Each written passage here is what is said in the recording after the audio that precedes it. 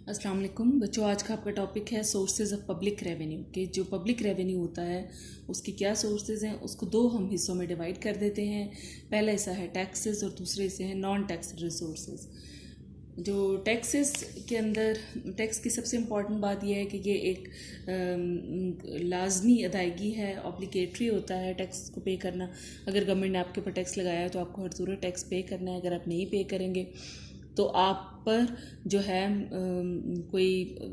आप क्राइम करेंगे और आपको हर सूरत टैक्स पे करना है। ये सबसे गवर्नमेंट का जो सबसे इम्पॉर्टेंट सोर्स ऑफ इनकम है।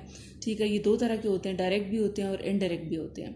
अच्छा जी, फिर ये किन चीज़ों पर टैक्सेस लगाए जाते हैं? कोई टैक्स इनकम पर लगते हैं, कोई टैक्स जो हैं वो फैक्ट्रियों के अंदर जो चीज़ें प्रोड्यूस हो रही हैं उसी वक्त प्रोडक्शन की क्वांटिटी या उनकी वैल्यू को उनकी उसको देखते हुए उस पर लग जाते हैं। और या फिर जब हम पैसे खर्च करते हैं उसके ऊपर भी टैक्स लगते हैं, या फिर हमने किसी को कोई पेमेंट करनी हो, ट्रांजैक्शन करें किसी भी तरह की, तो उस पर टैक्स लगता है। ठीक है, फिर अगली बात इसमें जो इम्पोर्टेंट बात है कि यही कि evasion of tax is crime. जो भी शख्स टैक्स नहीं पे करता वो एक क्रिमिनल है, उसको सज़ा मिलती है या नहीं मिलती ये एक अलग बात है। फिर क्या है कि जितनी भी टैक्सों से जो पैसे जमा होते हैं वो बड़े प्रीशियस पैसे होते हैं और उनको लोगों की वेलफेयर के ऊपर ही खर्च किया जाना चाहिए और किया जाता है। ठीक है जी, अब हम पढ़ेंगे टैक्सों की कौन सी इकसाम है। सबसे पहले जो टैक्स की है पहली वो कैटेगरी आ जाती है कस्टम ड्यूटी। कस्टम ड्यूटी बच्चों इसका ताल्लुक जो है वो ट्रेड से है, इंपोर्ट और एक्सपोर्ट के ऊपर लगाया जाता है। ठीक है, उनकी कुछ चीज़ों की क्वांटिटी को देखा जाता है, कुछ चीज़ों की वैल्यू को देखा जाता है। ठीक है, जैसे अगर आप इंपोर्ट कर रहे हैं कोई कुकिंग ऑयल, टोबैको, इस तरह की चीज़ें अगर आप इंपोर्ट कर रहे हैं उनकी क्वांटिटी को देखा जाएगा। ठीक है, ये जैसे पेट्रोल को इंपोर्ट किया जा रहा है उसकी वैल्यू को देखा जाएगा। ठीक है, मुख्तलिफ़ चीज़ों का मुख्तलिफ जो भी स्केल सेट किया हुआ है मेजरमेंट का, उसको देखते हुए किसी की क्वांटिटी पर, किसी के नंबर पर और किसी की वैल्यू के ऊपर ये इंपोर्ट और एक्सपोर्ट ड्यूटी लगा दी जाती है। अच्छा, कस्टम ड्यूटी को कभी तो हाई रखने की कोशिश की जाती है और कभी इसको लो करने की कोशिश की जाती है। अच्छा, हाई कस्टम ड्यूटी किन चीज़ों के ऊपर लगती है? हाई कस्टम ड्यूटी बच्चों जो लग्जरी आइटम्स होती हैं, ठीक है, जो जैसे बहुत बड़ी लग्जरी कार्स हैं, ऐसा होता है या नहीं होता ये एक अलग बात है, लेकिन जो एक प्रॉपर तरीका वो यही है कि जो हैवी लग्जरी आइटम्स हैं, जैसे बहुत कीमती मोबाइल, बहुत कीमती घड़ियाँ, कोई डायमंड्स, कोई इस तरह की फैशन ओरिएंटेड चीज़ें जो हैं उनके ऊपर भारी भारी हैवी कस्टम ड्यूटीज़ लगाई जाती हैं। और बहुत सारी और पूरी दुनिया के अंदर बच्चों गवर्नमेंट्स जो हैं वो जो नॉन एसेंशियल इंपोर्ट को डील कैसे करती हैं, वो उस पर हाई कस्टम ड्यूटी लगा देती हैं। ठीक है, तो हाई कस्टम ड्यूटी किन चीज़ों पर लगाई जाती है? पहली बात तो लग्जरीज़ पर लगाई जाएगी और दूसरी बात नॉन एसेंशियल इंपोर्ट्स पर लगाई जाएगी ताकि वो उनको डिस्करेज किया जाए और लोग उनको कम डिमांड करें। ठीक है, और जो है वो फॉरेन एक्सचेंज को बचाया जा सके। ठीक है, जबकि कुछ चीज़ों के ऊपर लो कस्टम ड्यूटी की पॉलिसी को अडॉप्ट किया जाता है। किन चीज़ों के ऊपर लो कस्टम ड्यूटी की पॉलिसी को अडॉप्ट किया जाता है? इसमें सबसे पहले नेसेसिटीज़। ठीक है, जैसे आप फ़र्ज़ करें कि अगर आपने एडिबल ऑयल जो है उसको इंपोर्ट कर रहे हैं, या आप जैसे वीट को इंपोर्ट कर रहे हैं, या इवन अल्लाह ना करे आप राइस को इंपोर्ट कर रहे हैं, तो these are the basic necessities of life, they should not be sold at high prices. So इनके ऊपर एक लो कस्टम ड्यूटी को रखा जाएगा। दूसरी तरफ ये कि हम इंडस्ट्री को भी अपने मुल्क में प्रमोट करना चाहते हैं, सो वो तमाम रॉ मटेरियल और मशीनरी जो हमारी इंडस्ट्रीज़ की रिक्वायरमेंट है और जिसको हम इंपोर्ट कर रहे हैं उसके ऊपर भी हम एक लो कस्टम ड्यूटी को रखने की पॉलिसी को अडॉप्ट करेंगे। ठीक है जी। अच्छा, फिर जो आपकी एक्सपोर्ट्स होती हैं उसके ऊपर भी लो कस्टम ड्यूटी की पॉलिसी को अडॉप्ट किया जाता है। क्यों? क्योंकि इंटरनेशनल मार्केट के अंदर बच्चों बहुत ज़्यादा कंपटीशन है।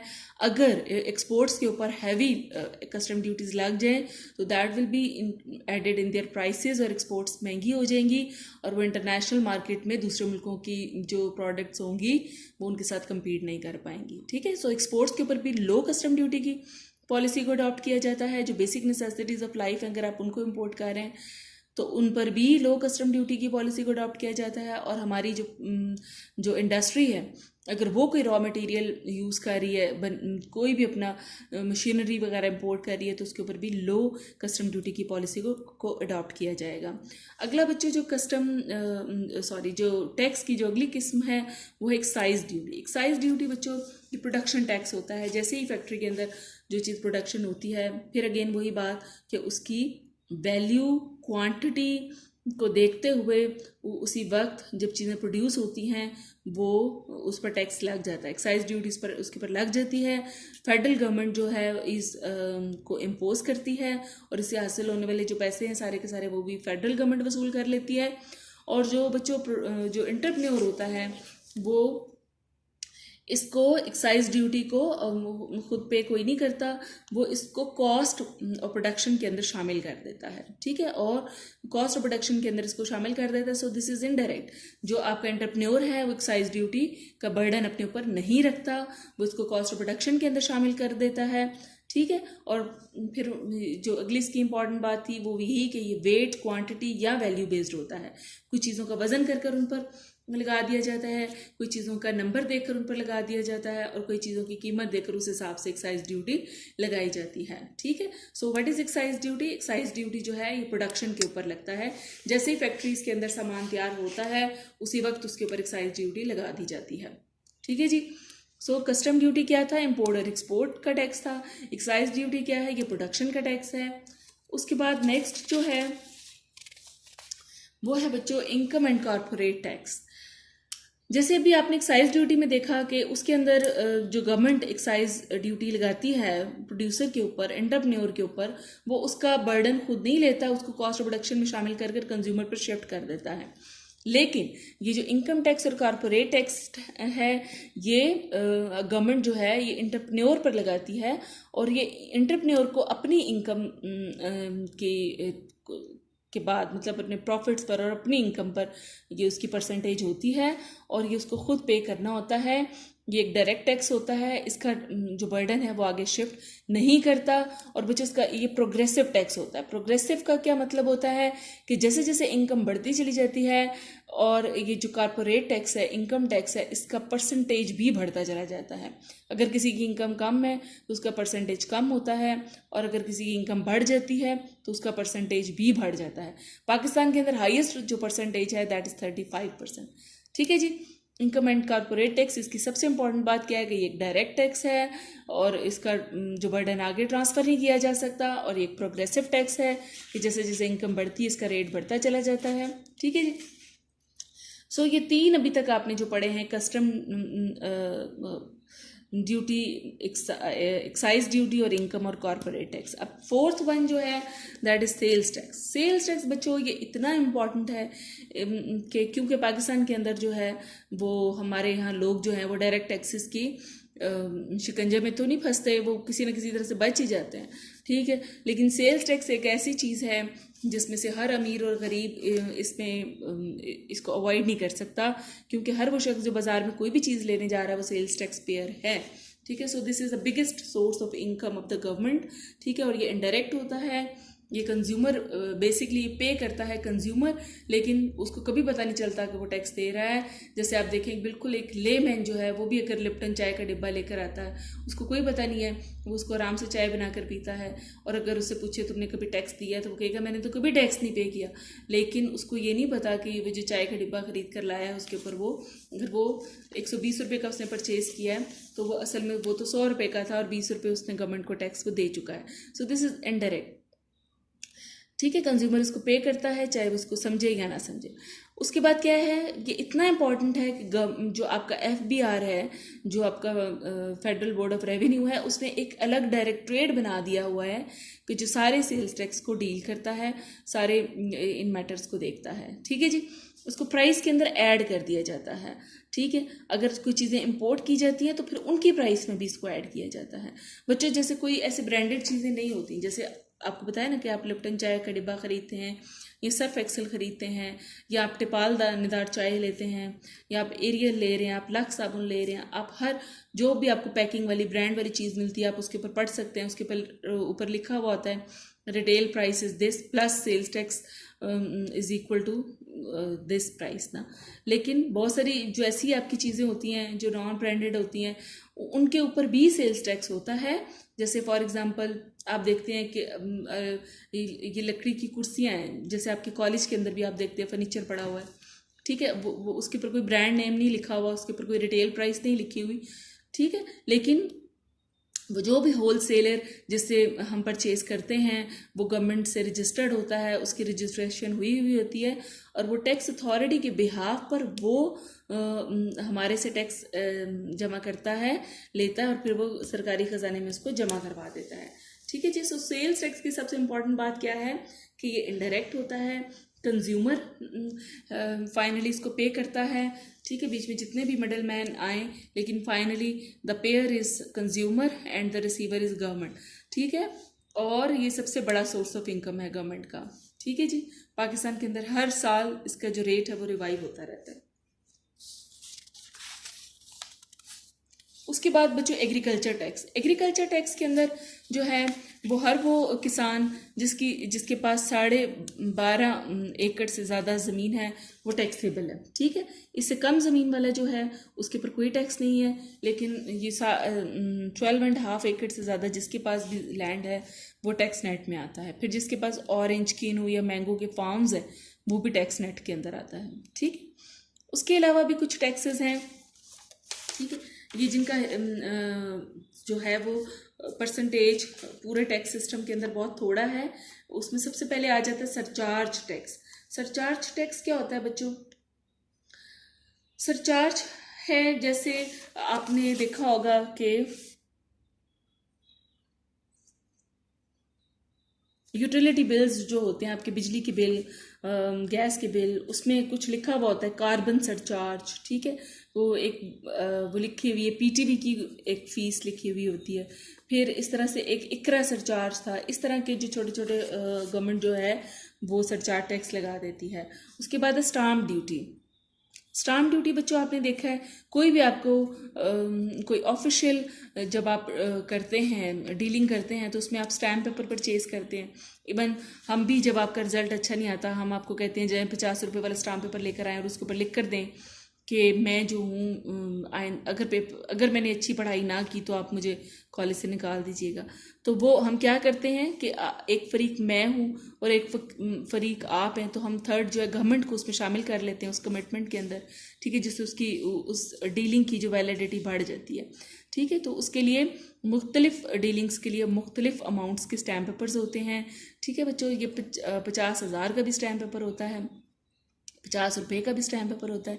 ये सारे के सारे पैसे फाइनली जो हैं वो सरकारी ख़जाने में पहुंच जाते हैं। उसके बाद वेल्थ टैक्स, जितनी भी आपके पास दौलत है, एक ख़ास लिमिट से ज़्यादा जब आपके पास दौलत होती है तो उसके ऊपर वेल्थ टैक्स लग जाता है। जब आप एक ख़ास अमाउंट से ज़्यादा किसी को गिफ्ट देते हैं तो उस पर टैक्स लग जाता है, ठीक है। और इनहेरिटेंस, जो कुछ भी आपने इनहेरिट किया है, जब उसका वो ओनरशिप की ट्रांसफ़र आप करवाएंगे तो उसके ऊपर आपको इनहेरिटेंस टैक्स देना पड़ता है, ठीक है बच्चों। ये सारे थे आपके टैक्स रिसोर्सेज। अब जो है नॉन टैक्स रिसोर्सेज गवर्नमेंट के जो इनकम के कौन कौन से हैं? सबसे पहले है फ़ी और उसके बाद है प्राइस।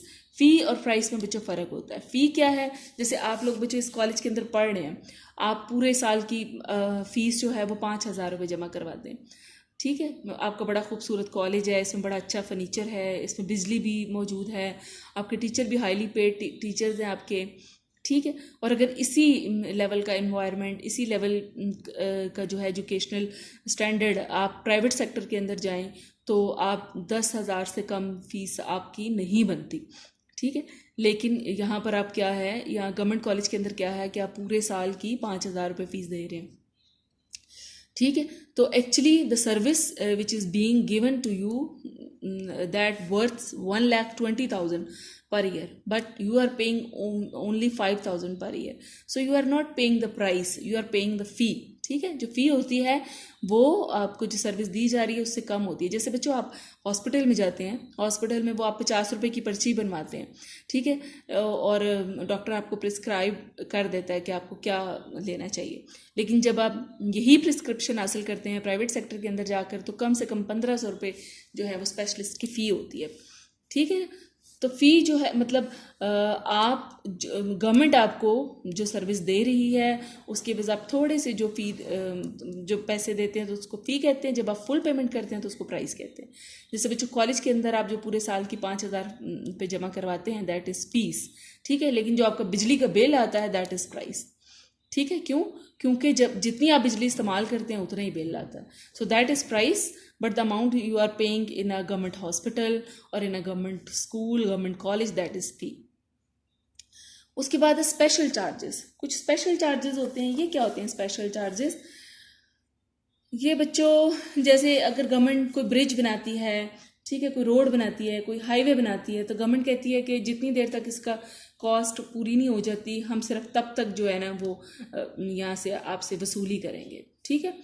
उसके बाद क्या है? Public property. गवर्नमेंट के पास बहुत सारी प्रॉपर्टी है, बहुत सारी ज़मीनें होती हैं, ठीक है, जिनको लीज पर गवर्नमेंट दे देती है, या कुछ सरकारी इमारतें होती हैं जिनको गवर्नमेंट रेंट पर दे देती है। जैसे बच्चों आपका कॉलेज है, ठीक है, जैसे अगर हम इसको शाम को किसी इवनिंग कॉलेज को किराए पर दे देते हैं और वो हमें जो है वो 2 लाख रुपए मंथली इसका रेंट आने लग जाता है, तो वो सरकारी ख़जाने में जमा कराया जाएगा and that will be the part of the government income, ठीक है। उसके बाद क्या है? Productive activity. गवर्नमेंट के अपने भी कुछ प्रोजेक्ट्स होते हैं। जैसे बच्चों स्टील मिल आपने देखा था, ये एक सरकारी एक इदारा है, रेलवे सरकारी इदारा है, ठीक है। तो ये भी कुछ ना कुछ प्रोड्यूस कर रहे हैं, कोई ना कोई काम कर रहे हैं, कोई सर्विसेज बेच रहे हैं, तो उसके वजह जो पैसे कमाते हैं that is part of the government income. फिर है सर्विसेज गवर्नमेंट, कि गवर्नमेंट जो भी सर्विस प्राइम कर रही है, ठीक है, जैसे पीटीए है, पीटीसीएल है, रेलवेज है, पीआईए है, यहाँ से जो भी अर्निंग्स होती हैं they are part of the government income. फिर फाइन्स है, आप अचानक रोड पर जा रहे होते हैं, आपका चालान कर दिया जाता है और आपको कहते हैं 500 रुपये जमा कराएं, तो ये 500 रुपये भी जो है फाइनली सरकारी खजाने में पहुँच जाते हैं। उसके बाद क्या है? लोन्स, ठीक है। हुकूमतें जो हैं वो इंटरनल डेट लोन भी लेती हैं और एक्सटर्नल रिसोर्सेज से भी कर्ज लेती हैं, ठीक है। दीज ऑल आर, अगरचे ये कहना बड़ा गलत है कि ये they are part of the government income, ठीक है, लेकिन बच्चों they are temporarily they are part of the income. मतलब वह असल में तो नहीं है, लेकिन आर्जी तौर पर उनको as a source of income use किया जा सकता है। इसी तरह से जो अमीर मुल्क हैं वो गरीब मुल्कों को कुछ ना कुछ तोहफे के तौर पर, एड के तौर पर, मदद के तौर पर देते रहते हैं, that is part of the government income. और फिर लोकल रेट, बच्चों ये जो लोकल बॉडीज़ होती हैं जैसे यूनियन काउंसिल वगैरह, वो भी अपनी मर्ज़ी से ज़रूरत के मुताबिक जो है लोकल टैक्स लगा देती हैं, ठीक है बच्चों। ये सारे के सारे हो गए आपके sources of income of the government, ठीक है। ये क्या हमने पढ़ा है, मैं फिर थोड़ा आपको समराइज़ कर दूं कि हमने आज पढ़े हैं सोर्सेज ऑफ पब्लिक रेवेन्यू, कि हमारी जो गवर्नमेंट होती है उसके सोर्सेज ऑफ इनकम क्या होते हैं। उनको हमने 2 ग्रुप्स में डिवाइड कर दिया, एक था टैक्स और दूसरे थे नॉन टैक्स। टैक्स के अंदर हमने कहा कि जी टैक्स जो होता है वो इनकम, प्रोडक्शन, कंजम्पशन और ट्रांजैक्शन पर लगता है। और फिर हमने कहा कि टैक्स की किस्मों में सबसे पहले कस्टम ड्यूटी, फिर क्या है एक्साइज ड्यूटी, और उसके बाद क्या है इनकम एंड कॉर्पोरेट टैक्स, फिर सेल्स टैक्स, फिर है एग्रीकल्चर टैक्स, और फिर हमने कहा कुछ और छोटे छोटे टैक्सेस हैं जो कि surcharge, stamp duty, wealth tax, gift tax और इनहेरिटेंस टैक्स आ जाते हैं। फिर नॉन टैक्स जो थे उसके अंदर हमने कहा कि फ़ी और प्राइस को हमने डिफ्रेंशिएट किया कि fee is usually the lower than the cost of the service being provided, whereas price is the same as the value of the service, ठीक है। फिर special charges, public property, productive activity, services of the government, जैसे हमने कहा था PIA, PTCL, PTA वगैरह, ये जितने भी पैसे अर्न करते हैं they are part of the government. Fines, जैसे हमने कहा था कि आपका चालान हो जाता है, आपको वो पे करना पड़ता है, या फिर लोन गवर्नमेंट लेती है, या दूसरे कंट्रीज़ जो वो अमीर मुल्क, गरीब मुल्कों को एड देते हैं, या फिर लोकल जो गवर्नमेंट्स होती हैं वो किसी किस्म का रेट सेट करती हैं, ठीक है बच्चों। थैंक यू, अल्लाह हाफ़िज़।